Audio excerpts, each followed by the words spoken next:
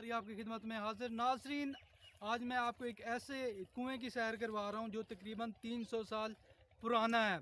और ये कदीम कुआं किस पर्पज़ के लिए इस्तेमाल होता था और इसका मकसद क्या था ये भी आपको बताएंगे। अस्सलाम वालेकुम नाज़रीन, आपने कभी कुआं देखा? कुआं वो चीज़ होती है जहाँ से देहात के लोग पुराने वक्तों में पानी निकालते थे और वो इस्तेमाल करते थे पीने के लिए और दीगर कामों के लिए। आए आपको एक कुआं दिखाते हैं जो 300 साल पुराना है। हमारे साथ यहाँ के बुज़ुर्ग हैं वो मौजूद हैं, उनसे पूछेंगे कि ये जो कुआं है इसकी हिस्ट्री क्या है, ये कितना पुराना है और इसका पर्पज़ क्या होता था। अस्सलाम वालेकुम जी, ये दसो कि ये ਜਿਹੜਾ कुआं है ये कितनी पुराना है तो इनका मकसद क्या है? यूं वाले ये 200-250 साल पहले का है। इनका मकसद ये है जो पानी खूह पीवन का पानी रकबा इन्हों को हिंदे नाल काश थींदा हा ते आदमी भी पानी हिंदे विचों पींदे हैं। ये निसार है ते लोटे हैं ते उन्होंने ही नाले आबाद हा।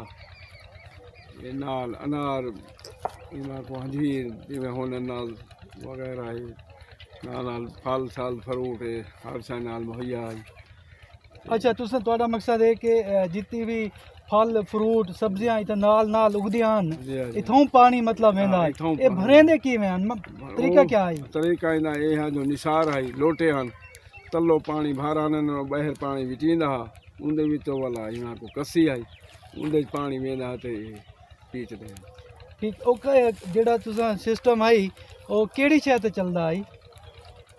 ओ हूँ निसार दही ते चलदा है जोड़ा फिरदा है जोड़े दही नाल ही मैं गुलू मतलब दान बैल जिसे दही कहते हैं। नाल या बैल दही नाल वो फिरे ना खड़े ते ओ तलो पानी लोटे भरीत के बहरा में ना वो निसार च वन्या पानी तो पानी वाल बहर कसी च वन्या ते वाल बहर ओ निसार केड़ी शय नाल बनया होया हुंदा है? वो खज्जी ते ज्यादातर होने हैं खज्जी दा ये लंबा ये बना होया तो उंदे ही नाल निसार बनी होई सरकार मिस्त्री को टाइम दे रहने वो जानदे भी हन यही नाल बनी। अच्छा, उमले नल के या हैंड पंप या मोटर ना बिजली हुआ कुछ का ना ना? बिजली कशा नल का ना हुआ पुराना उनका कुछ सिस्टम अच्छा, ये पानी मतलब आंदा उसी फिल्टर दा भी काना थिया होंदा उसी खराब भी होंदा उसी पानी के बाद बीमारियां चिमारियां थींदे उस पानी साफ आंदा है तो पानी पीवन दा मुहैया भी पानी उहो थींदा खराब भी आए बिल्कुल। अच्छा, ये पूरी बस्ती वाले हुंदे नाल पानी भरेंदे हो? उनके नाल भरे ना कोई बह भी बाहर में ने ये टोटल बस्ती दा सवाल। अच्छा, मतलब कपड़े धोवन सब्जियां को सारा इतना पानी आवेंदा है? साफ सुथरा बड़ा झिक्का है ना बड़ा कमरे कितनी 100 फुट झिक्का है उनके भी तो साफ थी। अच्छा जी।